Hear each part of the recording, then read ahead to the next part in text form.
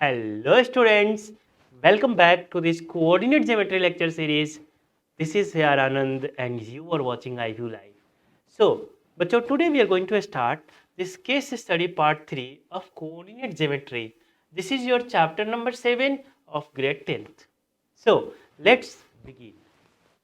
तो बच्चों as usual जो हमारा रूल होता है उसी को फॉलो करेंगे हम कि इस पैराग्राफ को पहले रीड करेंगे और उसी के बेस पे जो भी कंसेप्ट होगा उससे रिलेवेंट उसे हम समझेंगे और बेस्ड ऑन दैट बच्चों we are going to solve the question right perfect so here they have given that students of residential society undertake to work for the campaign said no to plastics. Group A took the reason under the coordinates 3, 6, y, x, 7 and 5, 6. And group B took the reason under the coordinates as follow. ठीक है, तो बच्चों देखिए ये सब बातें हमें समझ आती है नहीं, बताता हूँ. देखिए बच्चों हुआ क्या यहाँ पे कि दो ग्रुप बनाए गए, group A and group B. Group A वाले जो स्टूडेंट्स हैं उन्होंने एक ऐसा एरिया सिलेक्ट किया जिनके कोऑर्डिनेट्स यहाँ पे मेंशन है. इसी तरीके से ग्रुप बी वाले स्टूडेंट्स भी एक ऐसा एरिया सिलेक्ट किया जिनके कोऑर्डिनेट्स हमें प्रोवाइड किए गए. ठीक है, अच्छा ये कोऑर्डिनेट्स जो है ना, अब देखिए ये कैसे डिसाइड कर रहे हैं कि चलो इतना रीजन हम लेंगे, इनके कोऑर्डिनेट्स कैसे ये दे रहे हैं. तो बच्चों एक चीज़ दिमाग में आप रखिए कि इस दुनिया में इस अर्थ पे हर एक पॉइंट का एक कोऑर्डिनेट होता है राइट. जैसे आपने देखा होगा ये जो आप गूगल मैप पे लोकेशन डालते हैं और आपको गूगल मैप रास्ता दिखाता है और आप पहुंच जाते हैं. ये बेसिकली बच्चों कैसे काम करता है आपको पता, आपने देखा होगा एक टर्म यूज़ किया जाता है जीपीएस. बच्चों जीपीएस का फुल फॉर्म क्या होता है आप कमेंट बॉक्स में डालें आप. जीपीएस का बच्चों जो फुल फॉर्म होता है that is global positioning system. ठीक है, और आप लोगों में से यदि कुछ बच्चों ने एक मूवी इंटरस्टेलर यदि आपने देखा होगा तो वहाँ पे एक जो कहानी थी, मैं थोड़ा सा बताता हूँ फिर आगे बढ़ेंगे हम. जो कूपर था उसका मेन कैरेक्टर और उसकी बेटी मर्फ, तो ये दो मेन कैरेक्टर थे वहाँ पे. तो जो मर्फ थी जब अपने कमरे में जाती थी तो उसको बुक सेल्फ से कुछ बुक्स गिरती थी, तो वो ये फ्रिक्वेंटली होता था राइट. तो ऐसा माना जाता था कि मतलब बिगनिंग में तो उसको ये था कि कोई घोस्ट है जो इसे गिराता है, बट उसे क्योंकि वो एक ऐसी स्टूडेंट थी जो चीज़ों को क्रिटिकली ऑब्जर्व करती थी, ये चीज़ें उसने अपने डैड से ही सीखा था. तो कुछ टाइम के बाद उसको रियलाइज हुआ कि ये भूत ऐसा कोई भूत नहीं है, कुछ तो यहाँ पे हो रहा है और उसे क्या करना है, अंडरस्टैंड करना है, फिगर आउट करना है कि ऐसा क्यों हो रहा है.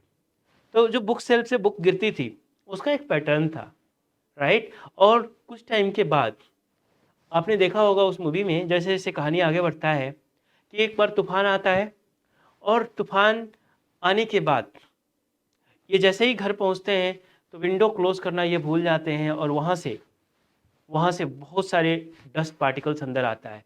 और डस्ट पार्टिकल भी जब वहाँ रूम में जाता है तो वो एक लाइनिंग बनाता है, एक स्पेसिफिक लाइनिंग में अरेंज हो जाता है वो.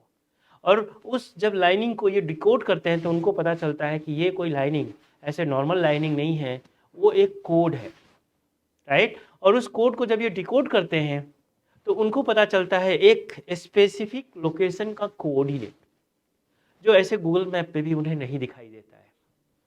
तो ये क्या करते हैं कि अपनी कार में बैठ के क्या बोलते हैं, बेन और उसकी बेटी मर्फ ये दोनों उस प्लेस पे पहुंच जाते हैं.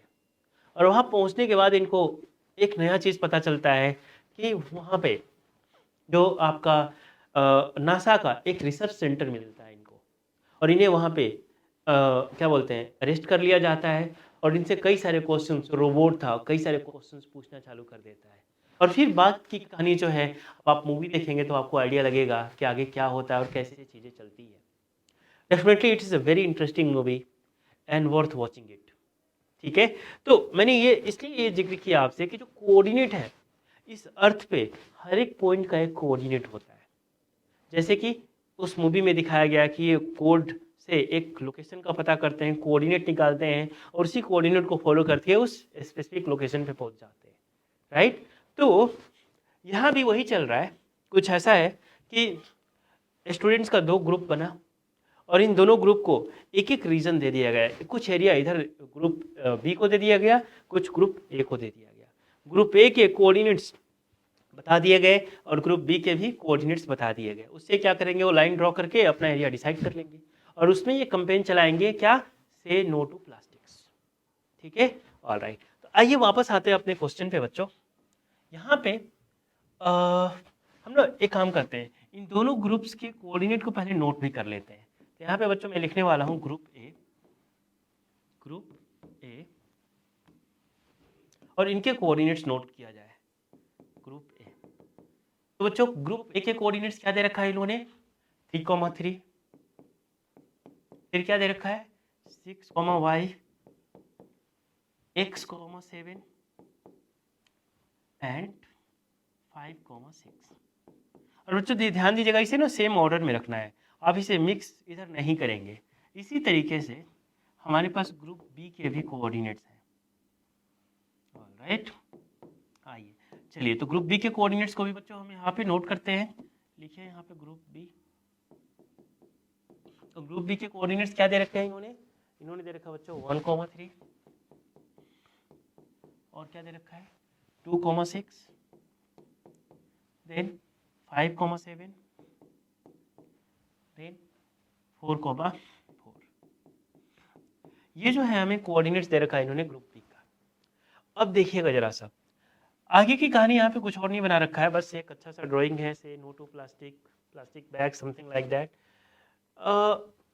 देखिए आपको आइडिया होगा कि हम इतने प्लास्टिक को लेके क्यों कंसर्न है, राइट। यदि आपने पढ़ा होगा ये इन्वायरमेंटल साइंस, वहाँ पे आपको इसके बारे में थोड़ा सा जिक्र किया गया होगा कि बच्चों जो ये प्लास्टिक्स हैं, राइट, ये नॉन डिग्रेडेबल होते हैं, ये डिग्रेड नहीं होते इन द सेंस कि ये जब जाते हैं, लेट से आपने यूज़ किया और आपने थ्रो कर दिया, तो थ्रो किया तो कहीं तो जाएंगे, तो या तो ये चले जाएंगे आपके लैंड में, कहीं सरफेस पे ऐसे पड़े होंगे, या फिर ये ऐसे नाले के थ्रू होते हुए नदी में जाएंगे, नदी के थ्रू होते हुए समुद्र में जाएंगे, राइट।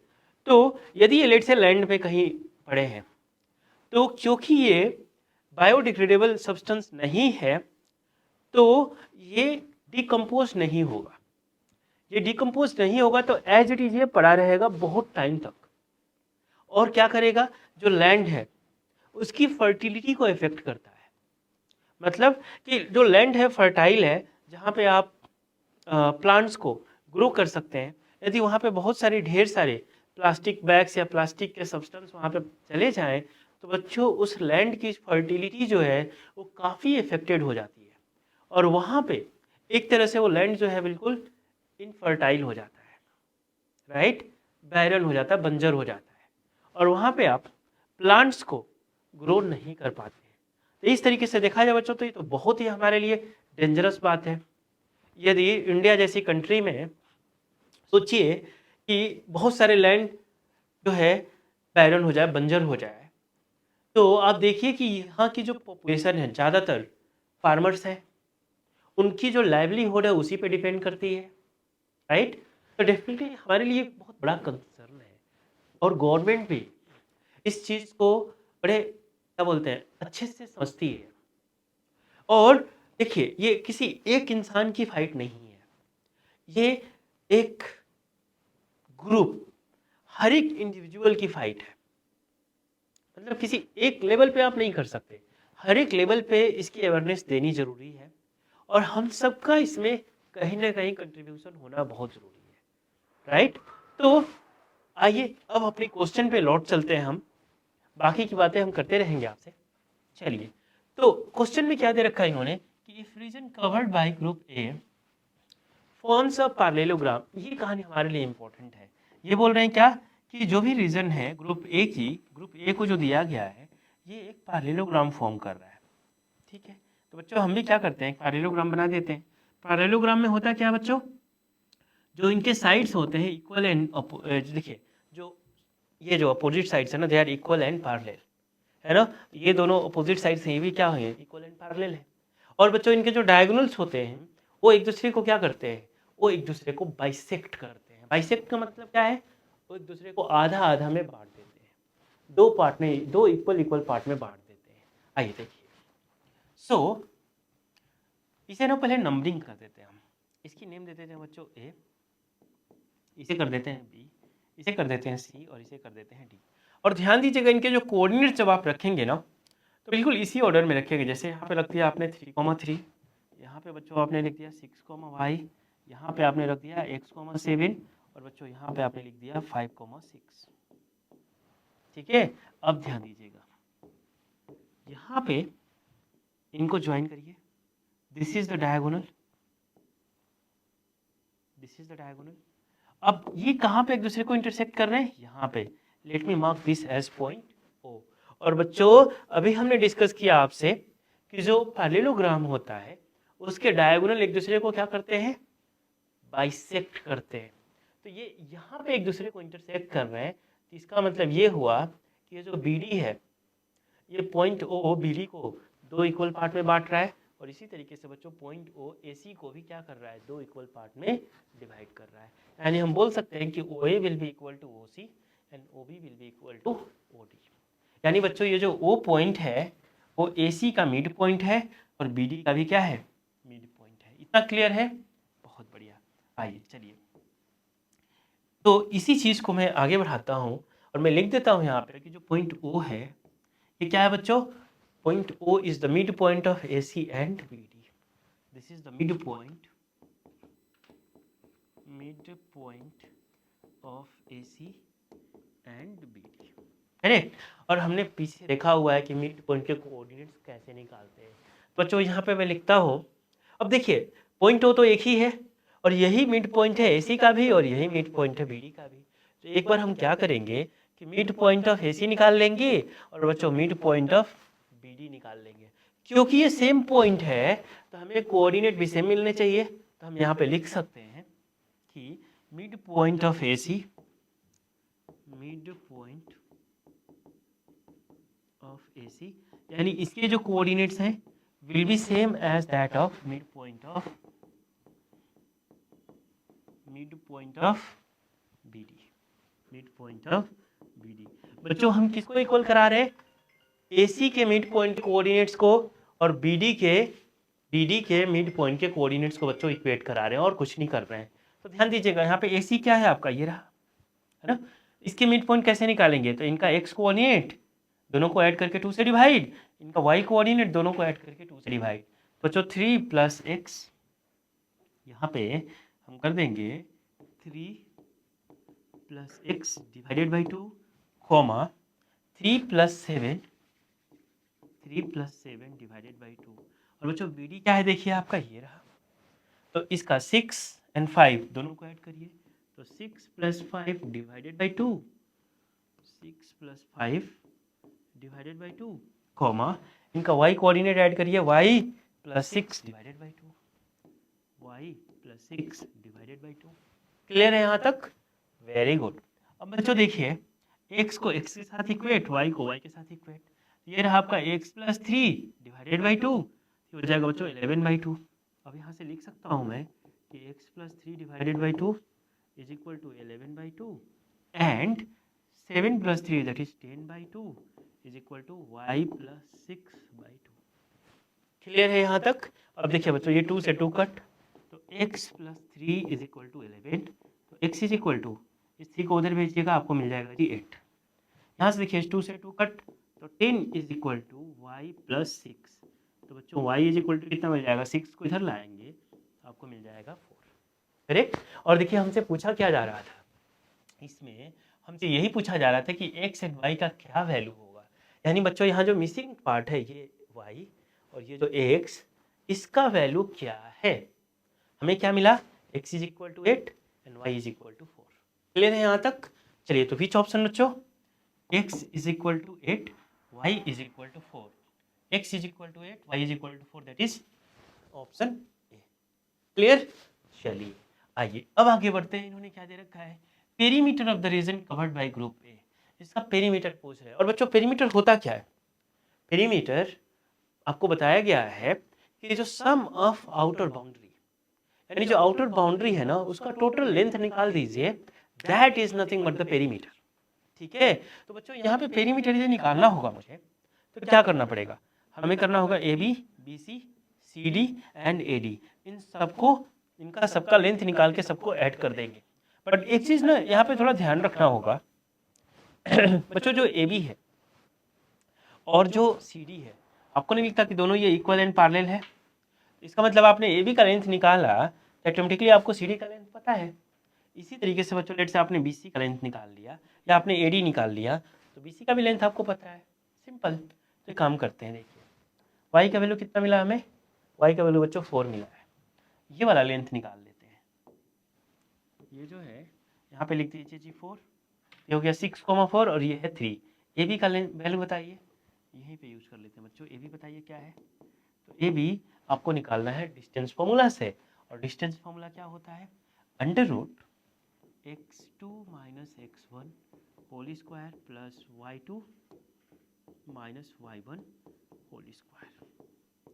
बच्चों x2 यानी ये हो जाएगा आपका 4 माइनस 3 होल स्क्वायर प्लस, ये क्या था हमने किया x2 ना, नहीं रुक जाइए, थोड़ा सा रुक जाइएगा यहाँ पे बच्चों। यहाँ पे x2 है 6 और यहाँ पे x1 है 3, तो आप लिखेंगे 6 minus 3 whole square plus y2 क्या है बच्चों 4, और इसका y1 क्या है 3, तो आप लिखेंगे यहाँ पे 4 माइनस 3 होल स्क्वायर। अब ध्यान दीजिएगा 6 माइनस 3 तो 3 स्क्वायर इज 9 बच्चों, 4 माइनस 3 1 स्क्वायर इज 1, कितना मिल गया जी, √10 यूनिट्स। क्लियर है, यानी हमें ये वाला लेंथ मिल गया बच्चों √10। अब ये √10 है तो नीचे वाला भी क्या होगा, √10 ही होगा। क्यों, क्योंकि ये दोनों साइड्स क्या हैं, इक्वल एंड पैरेलल है। इसी तरीके से बच्चों आप निकाल लीजिए एडी, ये लेंथ निकाल लीजिए एडी। ठीक है, एडी को मैं यहाँ पे निकालता हूँ ए डी, तो बच्चों यहाँ भी वही फॉर्मूला लगाएंगे हम, क्या x2 minus x1 whole square plus y2 minus y1 whole square. अब मुझे बताइए यहाँ पे, ये आपका ए है, ये आपका डी है, तो बच्चों ये रहा 5 minus 3 whole square, 5 minus 3 whole square plus 6 minus 3 whole square, 6 minus 3 whole square. बच्चों 5 माइनस 3 क्या होता है 2, 2 square is how much 4, 6 minus 3 क्या होता है 3 3 होल स्क्वायर इज 9, ये मिल गया आपको बच्चों √13 यूनिट्स। ठीक है, यानी ये वाला लेंथ हमें मिल गया √13। तो बच्चों ये भी क्या हो जाएगा √13। अब पेरीमीटर चाहिए आपको, तो सम ऑफ ऑल द साइड्स कर दीजिए, तो √10 दो बारी, √13 दो बारी। तो बच्चों पेरीमीटर जो हमसे पूछा जा रहा है, required perimeter, that is going to be 2 times of √10 plus 2 times of √13। 2 बच्चों कॉमन कर लीजिएगा तो आपको मिल जाएगा √10 प्लस √13 यूनिट्स। चेक करिए कौन सा ऑप्शन दे रखा है इन्होंने, 2 times of √10 plus √13, the perimeter of the region covered by group A. अच्छा ओके, हमारा तो वाला बच्चों 2 टाइम्स ऑफ √10 प्लस √13, बट यहाँ तो ऑप्शन में कोई है ही नहीं। ऑप्शन में आप देखेंगे यहाँ पे √10 प्लस √13 तो है, बट यहाँ से 2 मिसिंग है, तो कौन सा कर दें आप, ऑप्शन डी। क्लियर है ये पार्ट, चलिए बहुत बढ़िया। आइए अब बच्चों हम चलते हैं थर्ड क्वेश्चन की तरफ। यहाँ पे एक डिस्टेंस फॉर्मूला हमने यूज किया, पहले भी डिस्कस किया आपसे, तो ऐसा नहीं कि बहुत नया चीज है ये। अब देखिए क्या बोल रखा है इन्होंने, इफ द कोऑर्डिनेट्स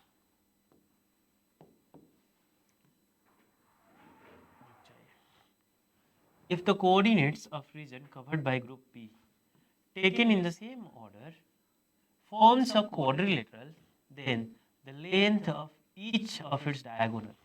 तो बच्चों आपको सिंपल से क्या करना है, एक क्वाड्रिलेटरल बना देना है। क्वाड्रिलेटरल ये जरूरी नहीं है कि वो पैरेललोग्राम ही हो, कुछ भी हो सकता है। एक नॉर्मल सा हम क्या करते हैं, चलिए यहाँ पे क्वाड्रिलेटरल बना देते हैं, मे बी वो रेक्टेंगल हो, स्क्वायर हो, हमें क्या पता, यहीं पे कर देते हैं बच्चों, देखिए ठीक है। और इनकी मार्किंग कर देते हैं, let's say this is A, this is B, this is C and this is D. अब इनके कोऑर्डिनेट्स को सेम ऑर्डर में लेना है। ये हो जाएगा बच्चों 1,3, ये हो जाएगा हमारा 2,6, ये हो जाएगा बच्चों हमारा 5,7, और फाइनली ये हो जाएगा हमारा 4,4। यहाँ पे देखिए कोई मिसिंग नहीं है, तो let's it's okay, not a problem. अब देखिए हमसे पूछा जा रहा है कि इसका डायगोनल बताइए, यानी AC क्या होगा एंड बच्चों BD क्या होगा। देखिए बहुत ही आसान सा क्वेश्चन है। AC कैसे निकालेंगे आप, डिस्टेंस फॉर्मूला। AC बच्चों 5 minus 1 whole square plus 7 minus 3 whole square. तो देखिए 5 minus 1 that is 4, 4 square is 16 and 7 minus 3 4 square is again 16। तो बच्चों 16 प्लस 16 32। इसको सॉल्व करेंगे तो आपको मिल जाएगा 4√2 यूनिट्स, 4√2 यूनिट्स। किसका लेंथ मिला आपको, AC का। और इसी तरीके से बच्चों आप निकाल लीजिए BD। तो यहाँ पे हम लिख देंगे BD। तो बच्चों लिख देंगे 4 minus 2 4 minus 2 whole square plus 4 minus 6 whole square. अब यहाँ पे बताइए 4 माइनस 2 क्या होगा, 2 स्क्वायर इज 4 एंड बच्चों 4 माइनस 6 क्या होगा, -2 स्क्वायर इज अगेन 4। तो ये हो गया बच्चों आपका 4 प्लस 4 यानी √8, और √8 को लिख सकते हैं बच्चों 2√2 यूनिट्स। ठीक है, 2 यहाँ लिख देता हूँ मैं 2√2 यूनिट्स। तो कौन सा ऑप्शन सही है हमारा, देखिए एक तो आ गया बच्चों आपका AC 4√2 2√2 ऑप्शन है, देख लीजिए 4√2 2√2 यूनिट्स। क्लियर है। तो सिंपल सा हमने कुछ नहीं किया है, यहाँ पे हमने बच्चों डिस्टेंस फॉर्मूला अप्लाई किया है, ये वाला डिस्टेंस फॉर्मूला। ठीक है, चलिए आइए अब आगे बढ़ते हैं, चलते हैं नेक्स्ट पार्ट पे। क्या दे रखा है इन्होंने, if the region covered by group P forms a rhombus where the coordinates are taken in the given order, then the perimeter। Okay, rhombus बच्चों आपने देखा होगा जो काजू की बर्फी होती है ना, वो रोम्बस के फॉर्म में ही होता है, यही पूछा जा रहा है। तो इसकी पेरीमीटर पूछी जा रही है, तो सिंपल सी बात है, यदि पेरीमीटर पूछा जा रहा है तो हम क्या करते हैं, रुकिए पहले यहाँ पे रोम्बस एक बना देते हैं आपके लिए हम। मेरे पास डायरेक्ट शेप तो नहीं है, ठीक है ओके।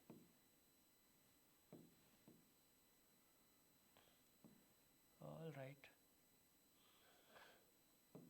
कोशिश तो पूरी है बच्चों अच्छा बनाने के लिए रोम्बस, बट ठीक है उतना परफेक्ट नहीं है। मान लीजिए ये रोम्बस है, यहाँ पे कर देते हैं हम A, ये कर देते हैं B, C एंड D। ठीक है बच्चों, अब इनके कोऑर्डिनेट्स नोट कर लेते हैं। तो A का कोऑर्डिनेट क्या है 1,3 है, B का कोऑर्डिनेट क्या है बच्चों 2,6 है, C क्या है बच्चों 5,7 एंड D क्या है 4,4।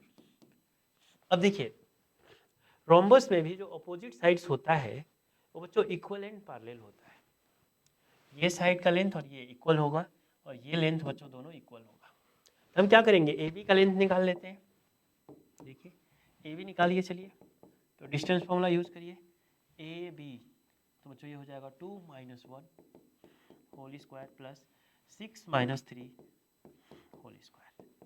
अब देखिए 2 माइनस 1 तो 1 स्क्वायर इज 1, 6 माइनस 3 बच्चों 3 स्क्वायर इज 9, तो आपको मिल गया 0 to 10 यूनिट्स। क्लियर है। अब देखिए इसी तरीके से अब ध्यान दीजिएगा बच्चों, ये जो लेंथ आपने निकाल लिया √10 यूनिट्स, तो ये भी क्या होगा √10 ही होगा। अब आपको ना सिंपल सा या तो BC निकाल लीजिए या फिर AD निकाल लीजिए, एक ही बात है। आइए देखिए यहाँ से हम निकाल लेते हैं बच्चों AD। AD हो जाएगा, अगेन डिस्टेंस फॉर्मूला लगाइए, क्या होता था distance formula x2 minus x1 whole square plus y2 minus y1 whole square. तो ये हो जाएगा बच्चों 4 minus 1 whole square plus 4 minus 3 whole square. अब देखिए 4 माइनस 1 क्या हो जाएगा 4 माइनस 1 3 स्क्वायर इज 9, और बच्चों 4 माइनस 3 क्या होता है 1 1। तो ये हो गया बच्चों आपका √10 यूनिट्स। कोई डाउट, यानी इनमें ये ना इसके सारों साइड्स तो इक्वल ही होंगे, तो √10 एक निकाल के भी काम कर सकते थे आप, ऐसा नहीं है कि आपको दो निकालने की जरूरत भी थी। सब क्या मिल गया आपको √10 मिल गया, √10। और बच्चों जब पेरीमीटर निकाला जाता है तो पेरीमीटर होता क्या है, the length of the outer boundary, the total length of the outer boundary. तो यहाँ पे जो रिक्वायर्ड पेरीमीटर है ये हमें मिल जाएगा √10 √10 √10 √10, यानी बच्चों ऐसे √10 प्लस √10 प्लस √10 प्लस √10, यानी हो गया बच्चों 4 √10। Which option? चेक कर लीजिए, ऑप्शन डी। क्लियर है? चलिए बहुत बढ़िया। और इसके पिछले वाली वीडियो में हमने आपसे बात की थी, पिछले वाला जो लेक्चर था उसके अंदर हमने आपसे डिस्कशन किया था कि किस तरीके से इंटरनली जो डिवीजन होता है, लेट से आपके पास एक लाइन है ना, इसको हम बोल देते हैं जी पॉइंट है, इसको बोल देते हैं पॉइंट बी, और एक कोई पॉइंट आके इसे ऐसे या एक दूसरी लाइन आके इसे इंटरनली डिवाइड करता है m/n में। लेट से ए का कोऑर्डिनेट है बच्चों x1, y1, बी का कोऑर्डिनेट है x2, y2। तो ये जो पॉइंट डिवाइड किया है ना, लेट से p है, तो इस p का जो कोऑर्डिनेट है ये इंटरनली डिवीजन है। ध्यान रखिएगा, दो तरीके से डिवीजन हो सकता है, ये इंटरनल डिवीजन है, एक होता है एक्सटर्नल डिवीजन, जो हमारे सिलेबस में नहीं है। ग्रेड 10th के सिलेबस में बच्चों एक्सटर्नल डिवीजन नहीं है, तो ये इंटरनल डिवीजन है हमारे पास। तो इस पॉइंट पी के जो कोऑर्डिनेट है कैसे निकालेंगे, mx2 plus nx1 divided by m plus n। इसी तरीके से my2 plus ny1 divided by m plus n। इस तरीके से करके हम क्या कर सकते हैं, इसके इस पॉइंट पी के जो कि इसे इंटरनली डिवाइड कर रहा है, इसका कोऑर्डिनेट निकाल सकते हैं। तो बच्चों कौन सा फॉर्मूला करेक्ट है, चेक कर लीजिए, डायरेक्ट फॉर्मूला ही दे रखा है, mx2 plus nx1 divided by m plus n, my2 plus ny1 divided by m plus n, option C. Clear है यहाँ तक? चलिए, तो बच्चों यहाँ पे हमारा ये जो केस स्टडी 3 है ख़त्म होता है। जल्दी से आप इसे नोट कर लें और आप इसी तरीके से पढ़ाई करते रहें। फिर हम आपसे मिलेंगे अगले वीडियो में। Till then bye, take care.